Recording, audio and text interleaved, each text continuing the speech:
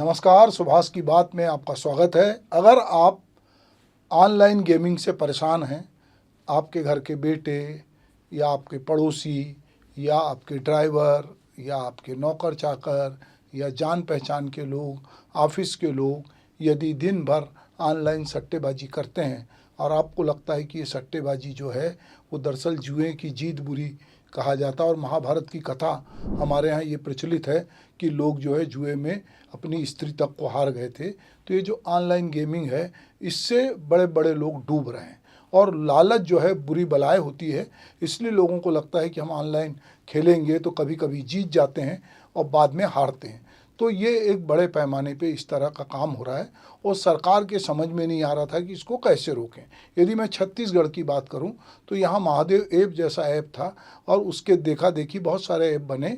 कुछ लोग दुबई चले गए, वहाँ से चला रहे, कोई कहीं से चला रहा है, पर सट्टेबाजी जो है वो रुकने का नाम नहीं ले रही। तो दरअसल इसके पीछे जो भीतर की लालच है वो एक बड़ा कारण है कि हम बिना श्रम किए कुछ पैसे अर्जित कर लें, शॉर्टकट के जरिए कुछ ऐसे पैसे अर्जित कर लें। तो अब सरकार ने इस पे थोड़ा कड़ा रुख अपनाया है।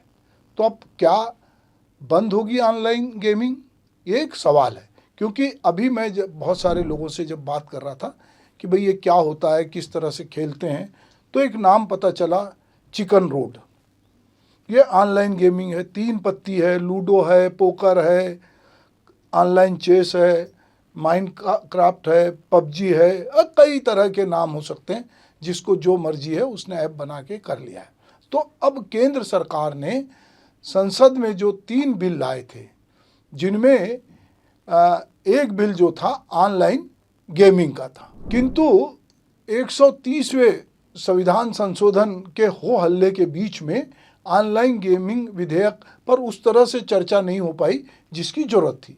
युवाओं पे ऑनलाइन गेमिंग के बुरे प्रभाव को देखते हुए केंद्र सरकार ने ऑनलाइन गेमिंग को लेकर एक नया कानून लाने का निर्णय लिया है, जिसका उद्देश्य युवाओं को सुरक्षित और स्वस्थ गेमिंग अनुभव प्रदान करना है। इस संबंध में केंद्रीय मंत्री अश्विनी वैष्णव कहते हैं कि ई स्पोर्ट्स और ऑनलाइन गेमिंग 2 अलग अलग श्रेणियां हैं। ई स्पोर्ट्स प्रतिस्पर्धात्मक खेलों पर केंद्रित है, जबकि ऑनलाइन गेमिंग में विभिन्न प्रकार के जो गेम हैं वो शामिल होते हैं, जिनमें से कुछ मनी गेमिंग भी शामिल है।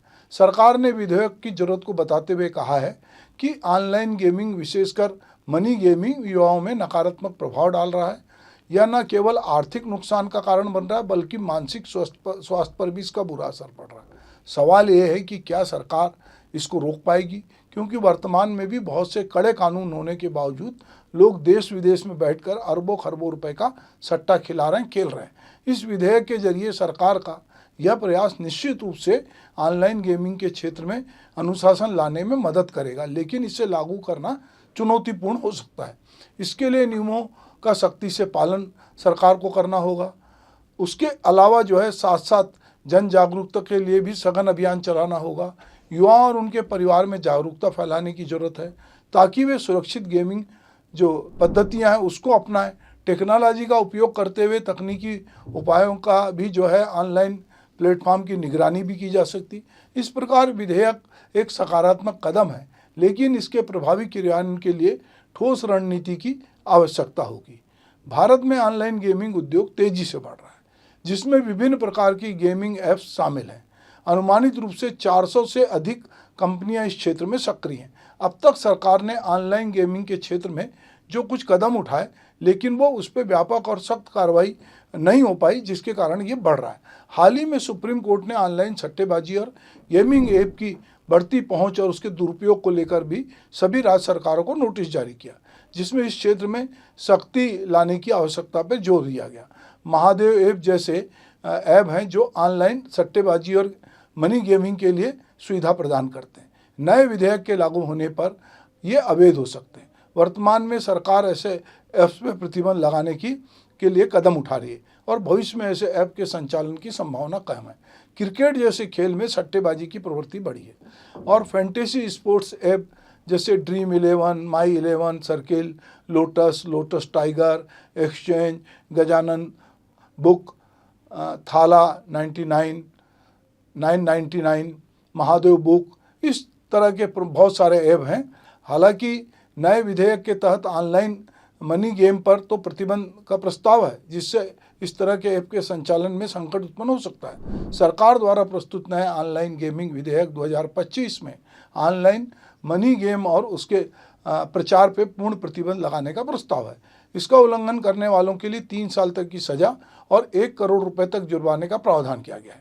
विज्ञापन देने वालों के लिए 2 साल की सजा और 50 लाख रुपए तक के जुर्माने का प्रावधान किया है। इसके अलावा एक नियामक प्राधिकरण की स्थापना का प्रस्ताव है जो e sports, educational gaming, social और कैजुअल गेमिंग और पैसे से जुड़े गेमिंग क्षेत्रों की निगरानी करेगा।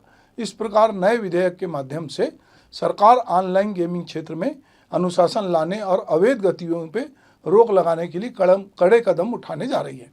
चिंता की बात यह है कि विश्व स्वास्थ्य संगठन जो WHO है, उसने गेमिंग डिसऑर्डर के मुद्दे पर ध्यान केंद्रित किया और उसने कहा है कि भविष्य के लिए बड़ी चुनौती होगी और उसने इस दिशा में ठोस कदम उठाने के लिए सभी देशों की सरकारों से कहा है।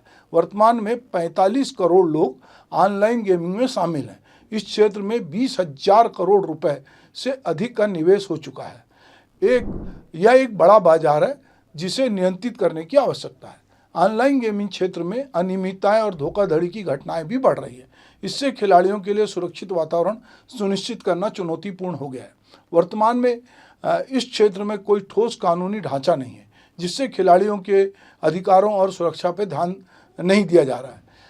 यहाँ सरकार की ओर से यह भी स्पष्ट किया गया है कि ई स्पोर्ट्स और ऑनलाइन गेमिंग में अंतर है। सरकार ई स्पोर्ट्स को बढ़ावा देगी। ई स्पोर्ट्स या जो है वो एक प्रतिस्पर्धात्मक, बोलते हैं कि कॉम्पिटिटिव होगा, जिसमें कौशल, रणनीति, टीम वर्क की आवश्यकता होगी। इसमें विभिन्न प्रकार के गेम शामिल हो सकते हैं, जिनमें से कुछ में पैसा लगाना भी शामिल होगा। देखते हैं कि आने वाले दिनों में ये बहुत बारीक रेखा है कि सरकार इस पे किस तरह से नियंत्रण करती है, वरना ये ना हो कि ई गेमिंग के नाम पर लोग जो हैं, ई स्पोर्ट्स के नाम पर फिर वही सट्टेबाजी शुरू कर दें जो सट्टेबाजी अभी चल रही थी। नाम बदलने में बहुत कुछ नहीं जाता और हमारा पूरा तंत्र ऐसा है कि सैया भय कोतवाल तो फिर डर काहेगा। तो यदि इसमें सिस्टम के लोग शामिल होंगे, पुलिस शामिल हो जाएगी, अंतर्राष्ट्रीय कानून उनको फेवर करेंगे, तो कोई दुबई में बैठेगा, कोई सिंगापुर में बैठेगा, कोई पाकिस्तान में बैठेगा और सट्टा खिलाएगा। और सरकार जो है वो कई बार तमाम कानून होते हुए भी मूक दर्शक बनी रह सकती है। उम्मीद है कि समाज में जागरूकता आएगी और ये जो सट्टेबाजी की प्रवृत्ति खास करके युवाओं में बढ़ रही है, उनमें डिप्रेशन बढ़ रहा है, तो ये सब कम होगा और लोग अपनी मेहनत पे भरोसा करेंगे और उनको लगेगा कि अगर उनके पास 2 हाथ, दिमाग और सब कुछ है, 2 पैर हैं, तो उनको मेहनत का कमाना चाहिए, सट्टेबाजी से दूर रहना चाहिए। नमस्कार।